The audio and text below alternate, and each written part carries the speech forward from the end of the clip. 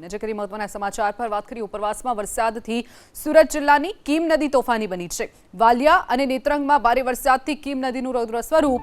ઓલપાડના કડોદરા ગામમાં પણ કીમ નદીના પાણી ફરી વળ્યા છે। કીમ કોસંબાને જોડતો જે અસલ ગાયકવાડી માર્ગ છે તે પણ પાણીમાં ગરકાવ થયો છે। તો શિવ સાઈ સોસાયટીમાં પણ કીમ નદીના પાણી ફરી વળ્યા છે। કાંઠા વિસ્તારના લોકોને સલામત રહેવા માટે પણ પ્રશાસને અપીલ કરી છે। તો સતત જે ભારે વરસાદ વરસ્યો છે તેના કારણે કીમ નદીનું રૌદ્ર સ્વરૂપ। નીચાણવાળા કોઝવે ઉપર પાણી ભરાઈ ગયા છે। વાહન ચાલકોને હાલાકી વેઠવાનો વારો આવ્યો છે। જે દ્રશ્યો સામે આવ્યા છે, કીમ નદીના જે પાણી છે તે ફરી વળ્યા છે વિસ્તારમાં। અલગ અલગ જે વિસ્તાર આવેલા છે, કીમ કોસંબાને જોડતો જે અસલ ગાયકવાડી માર્ગ છે તે આખો પાણીમાં ગરકાવ થયો છે। શિવસાઈ સોસાયટીમાં પણ કીમ નદીના પાણી ફરી વળ્યા છે। તો કાંઠા વિસ્તારના લોકોને સતર્ક રહેવા માટે સતત પ્રશાસન અપીલ કરી રહ્યું છે। જરૂર વગર ઘરની બહાર ન નીકળવા અને જે નીચાણવાળા વિસ્તારો છે તેમને સુરક્ષિત સ્થળે ખસી જવા માટેની પણ સલાહ આપવામાં આવી છે। સીધા જે દ્રશ્યો બતાવી રહ્યો છું તે ઓલપાડ તાલુકાના કઠોદરા ગામના છે અને કઠોદરા ગામની ચારે તરફ છે તે હાલ કીમ નદીના પાણી છે તે ફરી વળ્યા છે।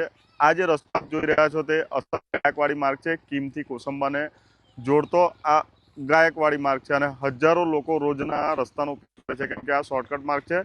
કોસંબા અને અંકલેશ્વર તરફ આવેલા ઔદ્યોગિક એકમોમાં જવા માટે આ વિસ્તારના લોકો જે કીમ તથા આજુબાજુના ગામના લોકો મહત્તમ આ રસ્તાનો ઉપયોગ કરે છે, કેમ કે શોર્ટકટ પણ છે અને ફટાફટ પહોંચી જવાય છે। પરંતુ ઉપરવાસમાં એટલે કે સુરત જિલ્લાના ઉપરવાસમાં ભરૂચ જિલ્લાના નેત્રંગ અને વાલિયા તાલુકામાં ગઈકાલે જે 11 થી 12 ઇંચ જે વરસાદ ખાબક્યો છે તેના પછી પાણી જે છે તે કીમ નદીમાં આવે છે અને એ કીમ નદીના પાણી હવે છે તે આજુબાજુના વિસ્તારોની અંદર ફેલાઈ રહી છે, કેમ કે કીમ નદી પણ હવે છે તે બે કાંઠે થઈ છે। ખાસ કરીને કઠોદરા ગામે આવેલી પ્રાથમિક જે એક ઇંગ્લિશ સ્કૂલ છે તે પણ આખી પાણીમાં ગરકાવ થઈ ચૂકી છે। આખા રોડ પર લગભગ કમર ડૂબ છે તે હાલ પાણી ભરાઈ ચૂક્યા છે। જ્યારે કીમ ગામનો જે પૂર્વ વિસ્તાર છે, જે રેલવે સ્ટેશનની પેલી તરફનો વિસ્તાર આવેલો છે, ત્યાં પણ લગભગ 70 થી 80 જેટલા ઘરો છે તેની આજુબાજુ અને ઘરોની અંદર પાણી ફરી વળ્યા છે। જોકે ગઈકાલે રાતે જ પોલીસ પ્રશાસન દ્વારા તેમને સૂચના આપી દેવામાં આવી હતી અને તમામ ઘરો છે તે ખાલી કરી અને લોકોને સ્થળાંતર કરાવવા માટે કરી દેવા માટે પણ જણાવી દેવામાં આવ્યું હતું।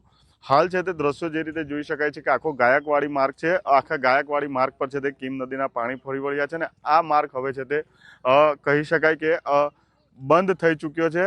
વાહન ચાલકો જે છે તે પોતાના જીવના જોખમે છે તે આ રસ્તે હાલ પસાર થવા માટે મજબૂર બન્યા છે, કેમ કે નોકરિયાત વર્ગ માટે ખૂબ જ ઉપયોગી આ માર્ગ છે।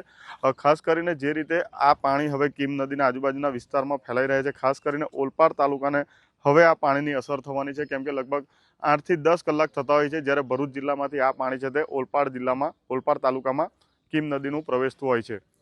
सहयोगी विजय साथे इंद्रमल शाह, एबीपी अस्मिता, सूरत। एक गैस एजेंसी पे काम करता हूँ, एचपी गैस कीर्ति ब्रदर्स।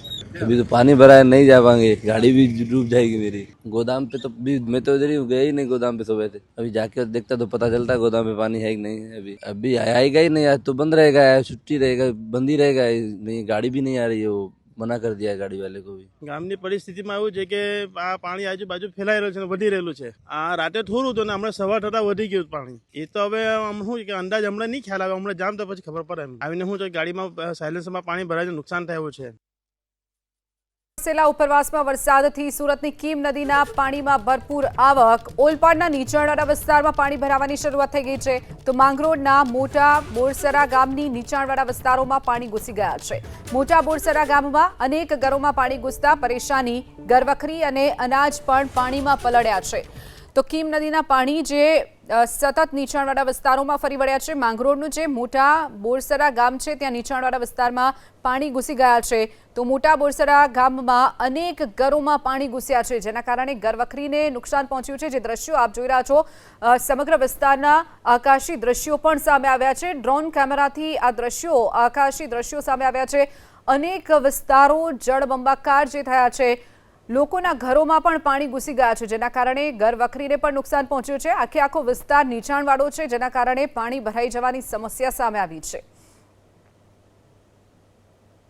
સુરત જિલ્લાના ઉપરવાસમાં એટલે કે ભરૂચ જિલ્લાના નેત્રંગ અને વાલિયા તાલુકામાં જે રીતે ગઈકાલે ધોધમાર વરસાદ જે વરસ્યો હતો, જેને કારણે ભરૂચ જિલ્લામાંથી વહેતી અને સુરત જિલ્લાના માંગરોળ અને ઓલપાડમાંથી પસાર થતી કીમ નદીની અંદર છે તે ભરપૂર પાણીની આવક થઈ છે। કેમેરામેનને કહીશ કે દ્રશ્યો બતાવે, જે વીજ પોલ દેખાય છે હાઈ ટેન્શનનો, ત્યાં છે તે લગભગ 500 મીટરના અંતરે કીમ નદી આવેલી છે, પરંતુ તેના પાણી છે તે હાલ મોટા બોરસરા ગામ છે માંગરોળ તાલુકાનું, ત્યાં છે તે પ્રવેશી ચૂક્યા છે। ખાસ કરીને જે ભરૂચ જિલ્લાની અંદર જે વરસાદ વરસતો હોય છે તે પાણીને સુરત જિલ્લામાં પ્રવેશતા 6 થી 8 કલાક થાય છે. જે ગઈકાલે વરસાદ વરસ્યો હતો તે પાણી હવે છે તે કીમ નદીને ધમરોળી રહ્યા છે અને તે પાણી હવે છે સુરત જિલ્લાના માંગરોળ છે, ઓલપાડ છે સહિતના જે નીચાણવાળા ગામો છે, દરિયાકાંઠાની નજીક આવેલા ગામો છે તે ગામોમાં પ્રસરી રહ્યા છે.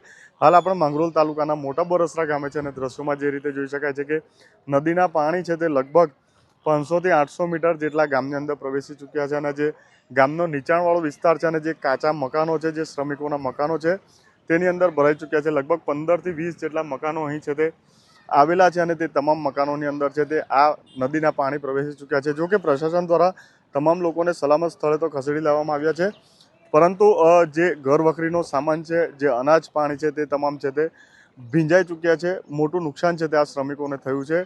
કાચા મકાન હોવાના કારણે ઘરને પણ મોટું નુકસાન થયું છે. હજુ પણ પાણીનું જે જળ સ્તર છે તે સતત વધી રહ્યું છે, કેમ કે ગઈકાલનો જે વરસાદ વરસ્યો હતો ઉપરવાસમાં તે પાણી છે તે હવે આ વિસ્તારને ધમરોળી રહ્યા છે. ખાસ કરીને કલાક કે 2 કલાક બાદ ઓલપાડ તાલુકાના બોલાવ છે, ઉમરાજી છે, વડોલી છે સહિતના જે નદી કિનારે આવેલા ગામો છે તે પણ પ્રભાવિત થાય તેવી શક્યતા હાલ છે તે દેખાઈ રહી છે. સહયોગી વિજય સાથે ઇન્દ્રમલ શાહ, ABP અસ્મિતા, સુરત.